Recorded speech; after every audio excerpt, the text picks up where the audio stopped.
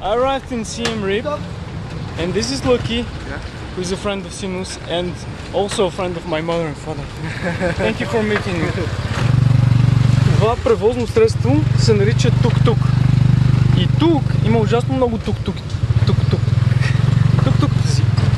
Шофьорите на тук-тук са нещо едновременно като таксиметрови шофьори, екскурзоводи и изобщо всякакви фиксери, които, например, в момента аз нямам хотел уреден. И Лъки директно ме кара някъде. Тоест му казах, че искам да бъда с басейн. И това е всичко.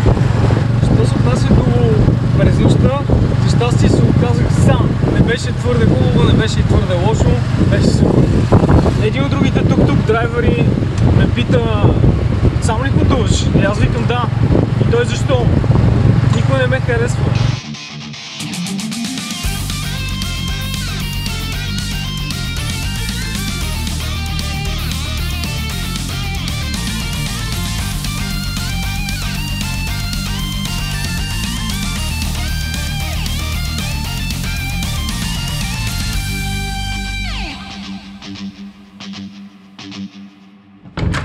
Ето я и стаята. Супер! За $22 на вечер, защото единичната им беше заета, а тази е с $2 повече. И защо не е лошо като цена и предлага отлична гледка към колекция стари колички за палчинки. И след сравнително дълго пътуване с тук-тук пристигнахме в големия храм на Ангкор Ват. Трябваше да се върнем, защото бях по шорти, а в някои храмове не пускат с къси панталони. На входа, разбира се, можеш да си немеш водач, който беше много настоятелен и обясняваше как всъщност човек трябва да знае историята на Ангкор Ват и всички тези неща, а не просто се шматка безцелно като мен. Но аз наистина просто искам малко спокойствие. Искам да се пошматкам безцелно, пък ако ще и това да изпусна някаква информация. Не знам как го обясня, но просто някакси ми е писнало от хора вече. Искам и така да се помотам и да не знам къде да отивам и да не се движа по оптималния маршрут и всички тези неща. Най-хубавото, което може да направиш на такова място, е да питаш да си намериш някакво твое си тихо местенце, откъдето наистина да можеш да оцениш това място.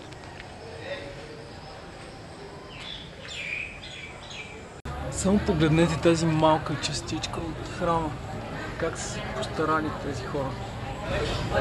Какъв детайл са изразили в камъка. Просто е невероятно.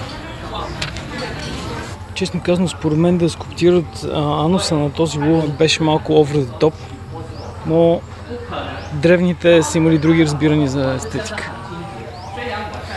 А това мисля, че е древен кхмерски еротичен филм. Ако кхмерите са тичали супер бързо покрай тази стена и се гледали към нея, и се е получавало като анимация на екзотична танцорка.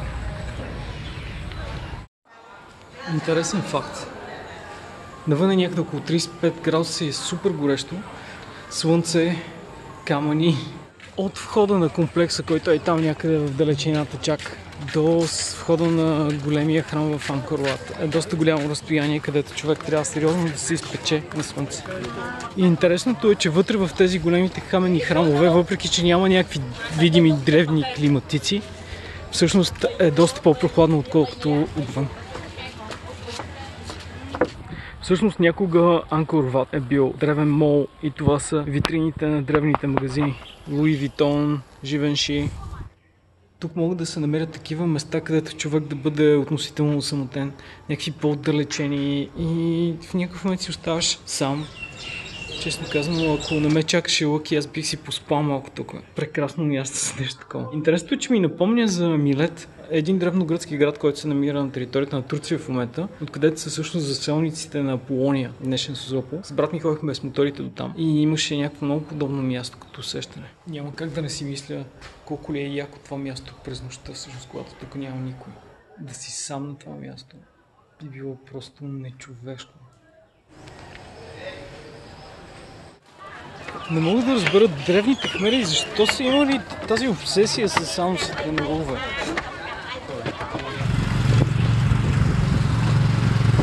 Разстоянието между храмовете е огромно. В някои случаи е между 3-4 км и между тях се предвижваме с тук.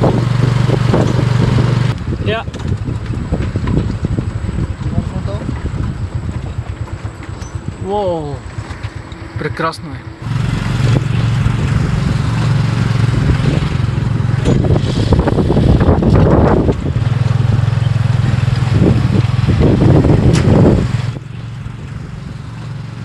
А това е още един от храмовете и изглежда невероятно. В тези големите каменни кули има вградени лица. Това място е просто магическо. Харесва ми много повече, отколкото ми хареса Анкор-Ват. Ако се замислиш, разликата е само в лицата, които някак оживяват мястото. Анкор-Ват е почти същия. Тук нещата са малко по-нагъсто и очевидно в този храм лъвовете не са правили толкова много анален секс, колкото в другия. Thank you. I don't wear scarves. But I don't wear them. This one your mom. My mom doesn't like this color. This one mom. No. Kado mom. Thank you. Good pride for you. The souvenir you see in handmade Cambodia. Thank you. Thank you very much. You need one more. Good pride the morning. You do two for $5. Really don't need. Thank you very much. You need one more. My mother won't like it, and I don't This have. one your mom. Yeah, I don't have any friends. This one Sorry. Cambodia flower saying. No, really, I don't want it. You need one more to Promino good Disney. Good pride for you. No, thank you. Thank you. You're very kind and insistent. Okay, you need one to No. $2. No, I don't. $2 good pride. No, thank you. You need one to sir. No, why would I need one? What would I do with it? $2 for one. That's too much. But Promino good Disney. Oh. Buy today. Oh, Cheap thank for you. you. Okay. Thank you. No, thank you very much. Buy one to sir. Okay. You need picture. You need the scarf from me. Okay. Bye. Thank you. Right. Good luck with your scarves. Baby, come back. You buy. No, I will come back, but I still won't buy. Okay, see you. Bye. Thanks. Това е третия храм. Просто за профилактично поглеждаме. Мисля, че този също е съвсем хетеросексуален лъв.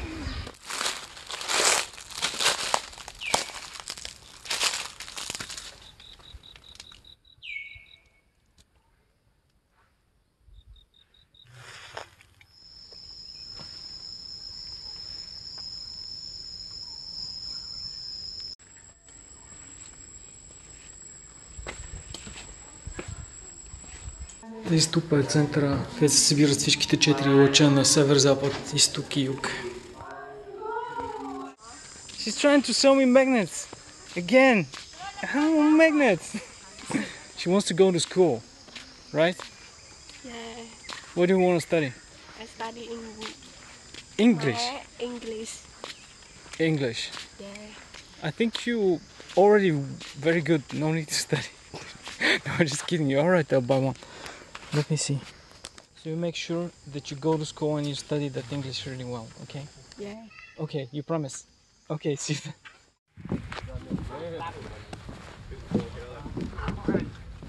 Изключително горещо. Слънцето направо изгаря и им чувствам, че кожата ми вече е достатъчно червена. Ще стане с цвят на китайското знаме до вечера. На входовете на всеки един от тези храмове трябва да се покаже Hi. Thank you. Целодневен билет, който струва $37.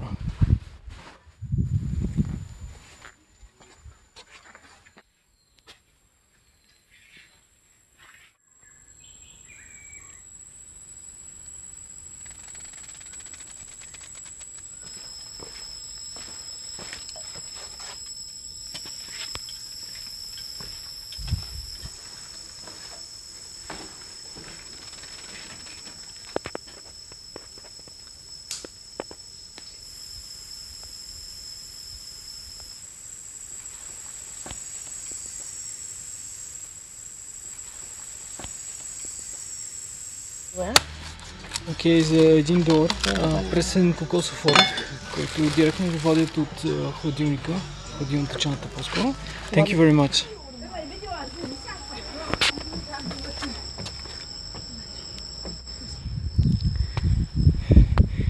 Я, още едно непокътнати лъвове. Ето едно време колко дебели стени са строили хората, не като сега. И този е добре. Окей. Мисля, че това трябва да е било древната кхмерска туалетна. Не завиждам на тези хора, които е трябвало да дигат капака, за да се изпишкат тук.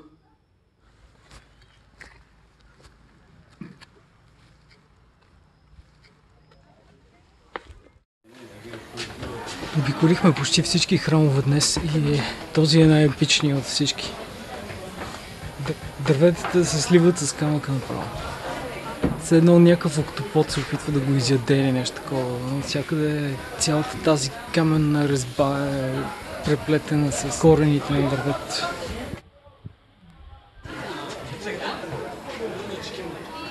А понеже ето точно това място е използвано в Tomb Raider и хората са да снимат там. Изключително красиво. Най-накрая и аз да разбера, че е дъждовен сезон. Окей, see you later, okay. Ето го и последния храм. В принцип хората ги обикалят за няколко дни, но аз нямам време и съответно трябваше да обиколя всичките днес. А що се отнася до храмовете, мисля, че е абсолютно излишно да се обикалят всички. Те на практика са еднакви. Колкото и да ги гледаш, те винаги си остават същите.